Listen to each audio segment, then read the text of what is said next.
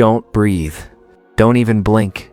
If you listen closely, you can hear the sound of a windpipe collapsing under a silent hand. No gunshot, no scream. Just the quiet snap of bone beneath impossible strength. And a breath that never escapes the throat. It dies inside. This is not a ghost story. This is not folklore muttered around campfires. This is a piece of history so violently buried that even the men who recorded it swore never to speak of it again. A history written not in ink, but in crushed cartilage and severed tongues. Between 1847 and 1851, 9 men, not peasants, not drifters' masters, men who believed themselves untouchable, rulers over hundreds of lives, were found dead in their lavish beds across Alabama, chests still warm, doors still locked, throats shattered by bare hands, and placed in each of their lifeless palms, a single symbol, a tongue, or a mouthful of cotton, as if to say, now you are silent too. Their families called it tragedy. The newspapers called it apoplexy. But late at night, in trembling whispers, a darker phrase passed between plantation walls. Jacob has come. 7 feet tall, eyes pale as winter ash, skin like carved mahogany. He answered to no one, because he answered nothing at all. They called him Big Jacob the Silent. No age, no past, no lineage. Just a name scratched into ledger books like an omen, bought, sold, passed along like cursed gold. And wherever he went, his owner's throat ended in the same quiet ruin. Make no mistake, this is not a tale of justice. Justice assumes a system, capable of it. This is something older, colder, something that existed long before courts and chains. Something that arrives in the night when a man forgets that power is never permanent, only borrowed.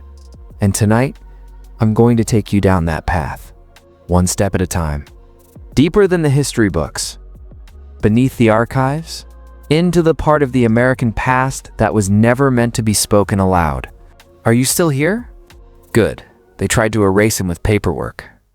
On the surface, the records look ordinary transactions, dates, prices, just another entry in the commerce of human lives.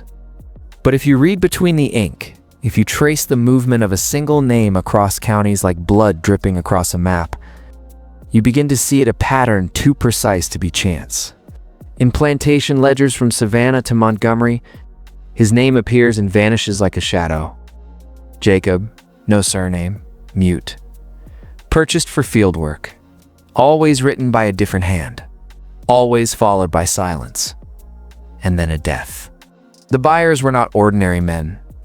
These were the architects of the Old South's power structure men who shook hands in state houses, financed railroads, baptized their cruelty in church pews every Sunday before tightening chains on Monday morning. They wrote laws by day and broke bones by night. And yet each of them was undone, not by uprising, not by rebellion, not by armies, but by a man who spoke no words, a man they believed could not even pray. Understand this. In every system of control, there is a crack of flaw so embedded in pride that the powerful refuse to see it. They believed silence meant obedience. They believed a mute could not scheme, could not curse, could not remember. They were wrong. Sometimes silence is not submission. It's calculation. In one ledger, the overseer scrawled a note beside Jacob's name, eyes unsettling. Refuses to eat with others. Spends evenings in the trees. As if he wasn't living among them, but watching them, studying their routines with the patience of a predator deciding when to strike. Plantation culture was built on noise, the crack of whips, the barking of orders, the forced laughter at a master's joke. Silence, true silence, was unnatural, unnerving, like a presence waiting just beyond the firelight. Men like Vaughn and Reinhardt believed they had purchased muscle. What they had actually invited into their homes was judgment made flesh, a walking reminder that even kings bleed when their throats break. And here's the most chilling detail of all. Every widow sold Jacob quickly. Without negotiation, they didn't haggle price. They didn't argue value. They just wanted him gone. As if they knew something the rest refused to admit, that once Jacob entered your house, your time was already measured. Fear doesn't announce itself with screams. It crawls under doors, coils around the spine, and waits. By the winter of 1847, fear had become an uninvited guest at every plantation dinner table. Masters, who once boasted about whipping men until their arms, gave out now, kept pistols under their pillows, and slept in shifts, too afraid to close both eyes at once. They didn't speak his name in daylight, naming something gives it life, but every creak of wood. Every gust of wind against a window shutter whispered a single thought into their minds. What if he's already inside? Plantation homes were not just houses, they were monuments to supremacy. Tall columns, imported chandeliers, marble floors that echoed with the footsteps of men drunk on their own authority. But after the second death, after the second crushed throat discovered behind a locked door, something changed. Those grand halls didn't feel like thrones anymore. They felt like coffins with wallpaper. Whispers moved through slave quarters faster than fire. They didn't call him Jacob, they called him the Silent Hand. To the enslaved, he wasn't a man, he was a storm. A force that slipped through chains like mist, walked through locked doors like smoke, and reminded the world that there are forms of resistance that don't require an army. Only patience, precision, and the willingness to move without mercy. Even the dogs felt it.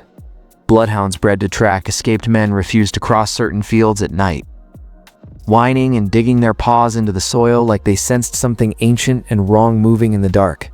Overseers whipped them for disobedience. But you can't beat fear out of an animal that remembers what humans forget, that some predators don't growl before they strike. They just appear, and then it's already too late. And what of Jacob himself? In a rare account written not by a sheriff or a widow, but by a field hand whose name history did not bother to preserve, Jacob was last seen standing alone beneath a dead tree at dusk, eyes fixed on the master's house, motionless, like a statue waiting for nightfall to animate its limbs. The man who wrote that account ended with 6 words. He wasn't hiding, he was waiting. There are nights that split history in half. Not loud ones, not battles, not fires, not mobs tearing through iron gates. No. The real turning points arrive like a held breath, quiet, calculated, surgical one. Such night began with a full moon hanging over the Reinhardt, a state like a pale coin tossed by fate itself. Inside the house, everything looked perfect. Crystal decanters half filled with brandy, velvet curtains drawn against the cold, a fireplace alive with curated flames, not for warmth, but for aesthetics. Reinhardt, a man who once wrote in his journal a slave is a tool with a pulse, sat alone in his private study, because fear had made even company feel dangerous. He poured a drink with steady hands. That was the last steady thing he ever did. Witnesses those who whispered through cracks in floorboards and dared to watch from shadows say something strange happened around midnight. The house exhaled. As if for the first time it realized it was not a monument, but a witness. A witness to chains, to cruelty, to the kind of darkness that doesn't vanish when candles are lit. And then, the sound. Not a bang, not a crash. Just a shift in the silence. Too slight for ears drunk on arrogance, but loud enough for those who still remembered how to fear. Reinhardt stood, brandy glass shaking, eyes tracing the line where the door met the floor. No footsteps. No forced entry. Just an emptiness so heavy it felt like a presence. He called out, but stopped halfway, as if the act of speaking might invite something closer. The moment before it happened is the part that haunts the archives. Because in that instant, Reinhardt didn't fear an intruder. He feared a realization that the hierarchy he worshipped was an illusion. That within his own home, with his walls, his laws, his loaded gun, he was prey. When they found him at dawn, his finest silk cravat had fused into his crushed throat. The medical report, what little of it survives, doesn't read like a document. It reads like a confession. Windpipe collapsed. No signs of struggle. Expression.com. As though in his final second, he understood something the rest never would. Outside, Jacob stood in the field, bathed in morning light, hands empty. As if he had simply finished a task he was always meant to complete. After Reinhardt's death, something unspoken passed through the air like a cold draft no door could block. Plantation owners stopped documenting transfers. Ledgers began skipping pages. Names were erased mid-sentence. The paper itself, once proud, inked with ownership and signatures, now shook with hesitation. It was as if even ink refused to record what was happening. Jacob wasn't chained anymore, but he didn't run. That unsettled them more than any rebellion ever could. Runaways fit the narrative. Escape meant fear, but staying? Moving house to house like an omen wearing a man's shape that was different? That was deliberate. In the quarters, whispers formed not of worship, not of heroism, but of acknowledgement. They didn't pray to him. They didn't beg for protection. They simply stepped aside when he walked past, like men partying for something sacred and dangerous at once. No cheering, no chanting, just a quiet pact. We will not speak your name, and you will not speak ours. It was an alliance. It was alignment. In a world where survival depended on silence, Jacob wasn't a symbol of vengeance. He was the embodiment of memory. Not words, not stories. Memory, the kind that lives in the body. In the way shoulders stiffen when boots approach, in the way breath shortens when keys rattle on a belt. He carried centuries of it in those silent steps. Historians say revolutions are born from anger. They are wrong. True revolutions are born from stillness. From the moment a man decides not to run, not to shout, not to burn, but to wait. Because waiting is what terrifies tyrants the most. They know how to fight noise. They do not know how to fight a storm that does not announce itself. And so a strange tension strangled the South. The powerful no longer trusted their locks. The oppressed no longer trusted their fear. And somewhere between those two truths, walked a figure who said nothing. There were no speeches, no manifestos. Just a silent figure in the fields at dusk, and the slow, dawning horror among the masters that power, once questioned, begins to rot from the inside. By the time they realize this, it was already too late. Fear, when left to ferment, becomes madness. By the spring of 1849, the South had developed a new kind of silence. Not the silence of nightfall or locked doors. This was different. A thinking silence. A silence that hummed beneath the skin. Plantation owners began to look at one another not as allies, but as potential targets. Because if Jacob could get to Reinhardt, if he could slip into Vaughn's house without breaking a window, who was next? And more importantly, why was each of them still alive? Suspicion became a language. At dinner tables, masters watched each other's throats when they swallowed. They studied necklines the way men study maps during war. A twitch in someone's voice, a rasp in their breath, these were no longer just sounds. They were warnings of a fate inching closer. Every cough felt like prophecy. Men who once laughed at the idea of consequence started hiring private guards, but never trusted them enough to sleep. One night, a man named Carver, known for his cruelty, feared even among his peers, was found pacing his own hallway, pistol in hand, whispering to walls that could not answer, "He's not coming for me. I'm not like the others. I'm not like them." That's how madness begins, convincing your reflection that you are innocent. Wives noticed it first. They saw their husbands' hands tremble as they tied their cravats in the mirror, fingers grazing their throats like they were rehearsing their own obituary. Some begged to leave the estates, to flee north, to abandon everything. But pride is a coffin lined with velvet comfortable enough to die in. And in that pride, the paranoia deepened.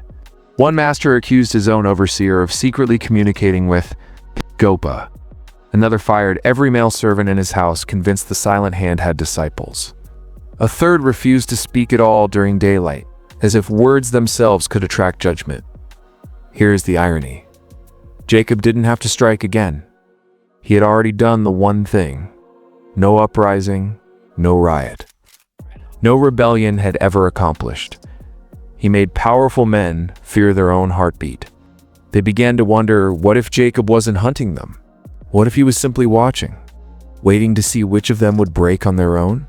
And one by one they did. By winter of 1849, desperation had transformed into ritual. The wealthy plantation owner Caleb Mortimer was the first to break publicly. Unlike the others who suffered in silence, Mortimer believed foolishly that fear could be negotiated with. That if Jacob was death in human form, then perhaps death could be reasoned with like a business transaction. So he staged an offering. He cleared his grand hall, the same one where he once hosted banquets dripping with vanity and violin strings. Now, it stood empty, cold, echoing like a tomb. He ordered candles lit across the floor in a perfect circle, not for light, but as an invitation. In the center, he placed a silver basin filled not with water, but with keys. Dozens of keys. Keys to slave shacks, 2 iron collars, 2 stock rooms of chains and instruments used to break spirits and bones alike. He stood at the edge of the circle, hands shaking around a Bible he had never opened except to swear oaths of ownership. And with a voice that did not sound like his own, he spoke into the silence. "Take them, and leave me alive." No response. The candles flickered, not from wind. There was no wind. The air was too heavy to move. Witnesses those hidden in the walls. Those pretending to scrub floors while listening from the dark say Mortimer began confessing, not out of repentance. Out of terror, he listed names of men he had whipped, women he had sold, children he had separated, as if reciting his sins might somehow purchase his survival. For the first time in his life, Caleb Mortimer wasn't commanding a soul. He was begging the silence to spare him. Then it happened. Not a footstep. Not a shadow moving. No, something far worse. One key shifted. Just a small metallic sound against the basin. A sound so gentle, so precise, that it shattered him more than any scream could have. His legs gave out. The Bible slipped from his hand. He crawled backward, sobbing into the marble, chanting, "Deal, deal," like a broken prayer. But there was no deal to be made, because judgment does not negotiate. When they found him at dawn, Mortimer's keys were gone. The basin was empty. But the chains? They were found hanging from the trees outside unlocked. And Mortimer? Sitting upright against his own front door? Eyes open, windpipe collapsed. When the sun rose over Mortimer's estate, something unprecedented happened. The fields did not move. No one reported to work. No overseer dared to raise a whip. The air carried a strange stillness. Not of fear this time, but of something older. Something like recognition. For generations, the chains had spoken louder than the people forced to wear them. Metal scraping against skin, iron biting into bone. These sounds became the language of captivity. But that morning, the chains didn't rattle. They swung gently from the trees like wind chimes at a funeral, unlocked. Open. Breathing. Something began to spread, not rebellion, not riot breath. A woman named Lillis, who had survived 3 auctions and 2 owners, stood beneath one of the hanging collars. Instead of crying or running, she simply touched the metal and whispered, "It remembers." Because that's what chains do. They remember the hands that forged them. And the moment those same hands lose their right to hold power. Understand this, Jacob was not freeing people by force. He was doing something far more terrifying to the oppressors. He was returning the choice to breathe. History teaches us that freedom is taken by war. But that morning, freedom arrived differently. It arrived quietly in the form of unlocked iron in fields where no orders were shouted. Men and women did not cheer, they inhaled. A full breath. A simple act, but one denied to them for longer than memory could hold. And here lies the truth no historian wrote down.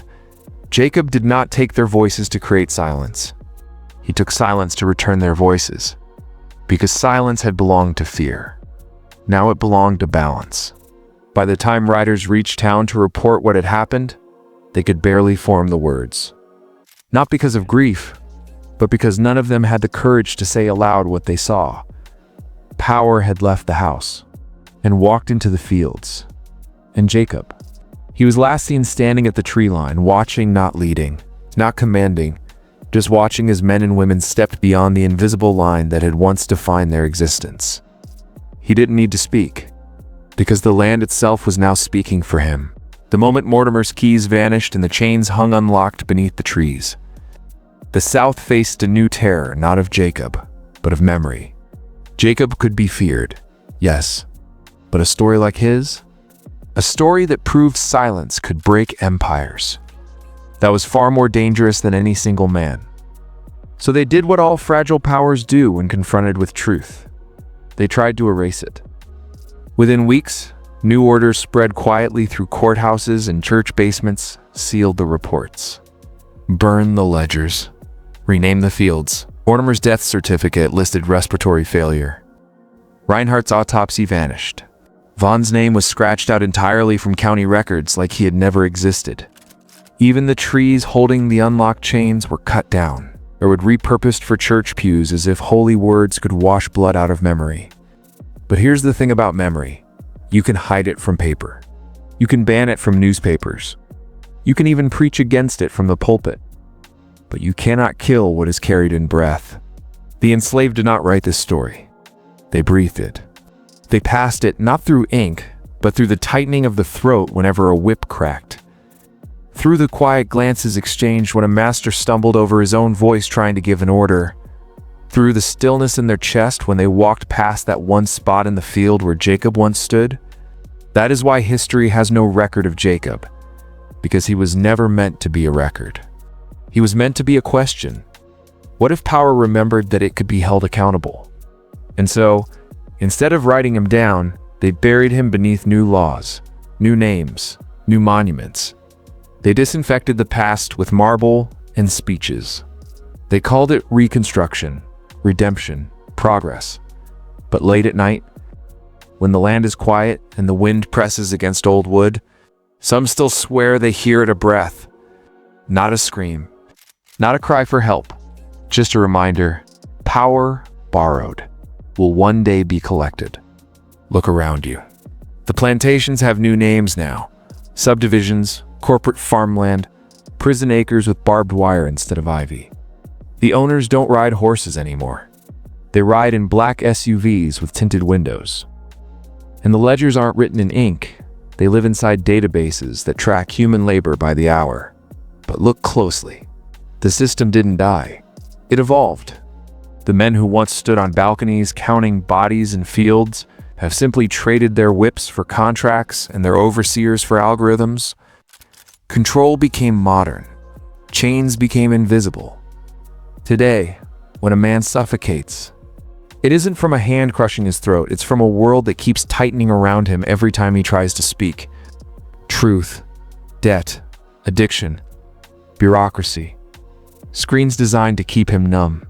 Quiet, obedient. But somewhere deep in the American South, there is still a place where the trees remember. Old roots coil beneath the soil like knotted muscle. And the wind that cuts through the fields still carries that silent warning, the one the land itself refuses to forget. Because Jacob was never just a man. Jacob was a return of balance. A correction written in breath and bone, delivered not with speeches, but with hands that refused to beg. Men talk today about rising, about freedom, about breaking systems. But hear me clearly. Freedom is not given. It is taken back, one breath at a time.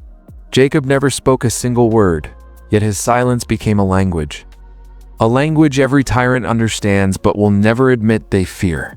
Because silence, true silence, means a man no longer seeks permission. And that is what terrifies power. So I will leave you with this. Not as a story, but as a mirror. When a system claims absolute control, it creates the very force that will one day return to collect its debt. Whether you believe Jacob vanished into myth or still walks somewhere beneath a nameless sky, understand this, the debt remains.